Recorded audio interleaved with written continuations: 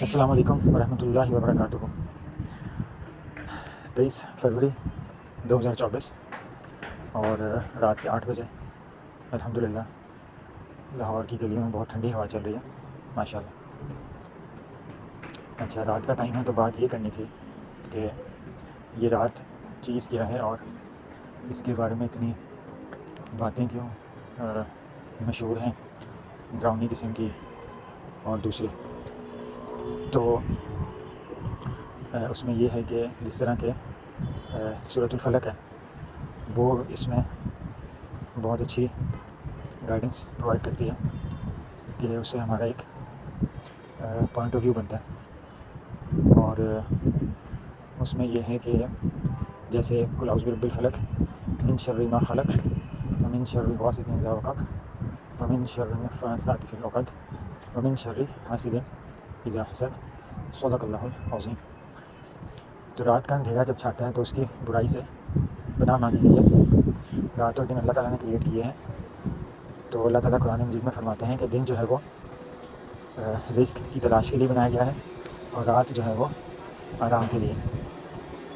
اور سورۃ الفلق کی روشنی میں یہ پتہ لگتا ہے کہ رات میں جو ہے نا وہ ڈفرینٹ مسائل چھپے ہوتے ہیں جن سے پناہ مانگی گئی ہے، اور اس میں شیاطین کا ذکر بھی ہے، جنوں کا ذکر بھی ہے، اور دوسری بلاؤں سے بھی حفاظت کا کہا گیا، جیسا کہ جو آپ کے حاسدین ہیں، جو آپ سے حسد کرتے ہیں وہ ہیں۔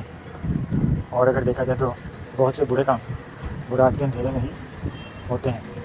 اندھیرا ویسے بھی ہے تو کائنات کی حقیقت، لیکن اس میں جو ہے بہت سی برائیاں جنم لیتی ہیں، اور وہ چاہے فزیکل ورلڈ سے تعلق رکھتی ہوں یا چاہے نان فزیکل ورلڈ سے، لیکن رات اور اندھیرے سے گہرا تعلق ہوتا ہے۔ تو ہمیں حضور پاک صلی اللہ علیہ وسلم نے جو ہدایات دی ہیں وہی کامیابی کا رستہ ہے، دنیا میں بھی اور آخرت میں بھی۔ اور آپ صلی اللہ علیہ وسلم نے یہی رہنمائی فرمائی ہے امت کے لوگوں کو کہ آپ لوگ اندھیرے کے ٹائم یا جب رات ہو تو وہ گھروں میں گزاریں، ٹھیک ہے۔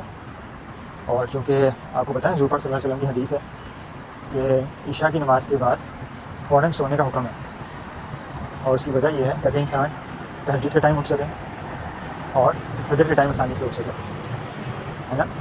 تو جو جلدی سوئے گا وہی سب کر پائے گا نا۔ تو جو عشاء کے بعد جاگا رہے گا اس کی پھر کہاں آنکھ کھلنی ہے تہجد کے ٹائم یا فجر کے ٹائم۔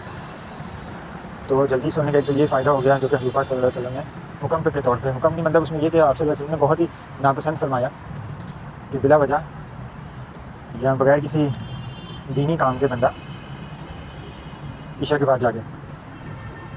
دوسری بات برائیوں کے حوالے سے آ گئی نا کہ چوری چکاری اور بدماشی، غنڈہ گردی، بہودگی، فحاشی اور اس طرح کی جتنی چیزیں وہ رات کے اندھیرے میں جو ہے ان کا وقوع ہوتا ہے، مطلب وہ ہوتی ہیں۔ تو اور تیسری جو ہے وہ جادو وغیرہ، جن وغیرہ، اس طرح کی باتیں آ گئی۔ تو یہ سارے خطرات ہیں اندھیرے میں۔ اور پھر آپ دیکھ لیں اگر ہمارے معاشرے میں چونکہ لا اینڈ آرڈر کی جو سچویشن ہے وہ کوئی اتنی پرفیکٹ تو ہے نہیں، ہے نا۔ دن رات واقعات ہوتے ہیں، خبروں میں ہم سنتے ہیں، ٹی وی وغیرہ پہ دیکھتے ہیں۔ تو اس میں یہ ہے کہ خطرہ مول لینے کی ضرورت نہیں ہے، یا تو بہت ہی کوئی رسکی کام ہونا، کوئی رسک کے معاملات ہوں، کوئی کاروباری ڈیل ہو یا کوئی اور ایسی مجبوری ہو جو کہ اوائڈیبل نہ ہو، پھر تو سمجھ لگتی ہے۔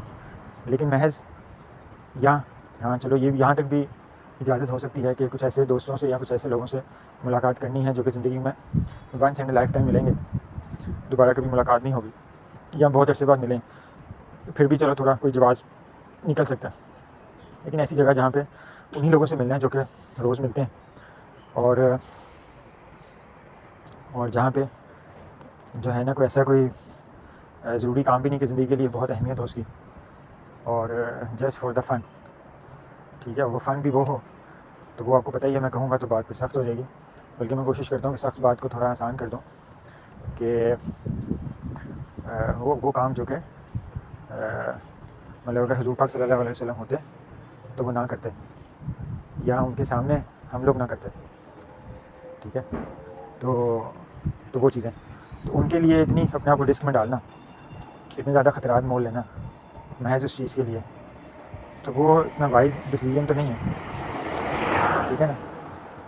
تو اور پھر یہ ہے کہ اس کے لیے مطلب اگر ایسا کرنے سے منع کیا جائے یا روکا جائے تو اس بات کو بھی دل پہ لگا لینا، یا اس کی وجہ سے جو ہے وہ اپنے موڈ کو آف کر لینا، تو وہ بھی ٹھیک نہیں ہے. لیکن چونکہ ٹین ایج ہوتی ہے، جیسے کہ پہلے بھی بات ہو چکی ہے کہ ٹین ایج کا مطلب یہی ہے کہ بات سمجھ آنی نہیں، اور اس کا یہی تانا بانا نکلے گا. بہت سے جہاں پہ باتیں نکلیں گی اس میں سے یہ بھی ہوگی کہ آپ کو کیا پتہ، یا آپ کے زمانے میں ایسے نہیں تھا ویسے ہے.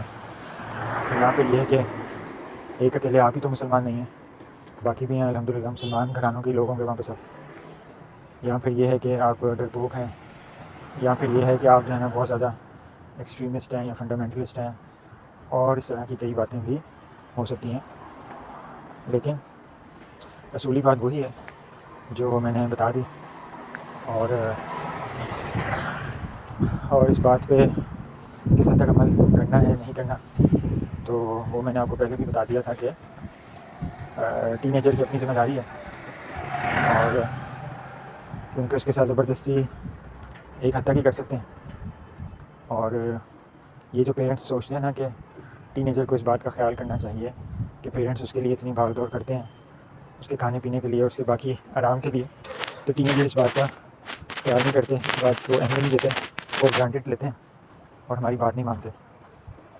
تو اس کی وجہ یہی ہے کہ انسانی ایک رویہ ہوتا ہے کہ جو چیز اس کو بغیر تکلیف کے ملتی ہے اس کی وہ قدر نہیں کر پاتا. یہ سب کے ساتھ ہوتا ہے. اور اس پہ یہ کہ ٹین ایج بھی ہو، یعنی کہ ایک تو بغیر تکلیف کے آسانی میسر آئے، دوسرا وہ ٹین ایج بھی ہو، اور تیسرا جو ہے وہ ماحول کا اثر بھی ہو کیونکہ ماحول میں تو اچھائی بہت کم ہے، اور چوتھا یہ کہ اس کا کوئی ویژن یا زندگی کا مقصد یا کوئی نصب العین یا کوئی پرپز آف لائف وہ سیٹ نہ ہوا ہو. پھر پانچواں یہ کہ اسلام کا بھی جو کنسیپٹ ہے وہ پراپر اسٹیبلش نہ ہوا ہو. ٹھیک ہے. تو ان سب وجوہات کے ہوتے ہوئے پیرنٹس یہ کیسے ایکسپیکٹ کر سکتے ہیں کہ ایک ٹین ایجر ان کی بات سنیں؟ وہ نہیں سنے گا، اور پیرنٹس جو ہیں وہ اپنے آپ کو تکلیف میں محسوس کریں گے. لہٰذا لب لباب یہ ہے کہ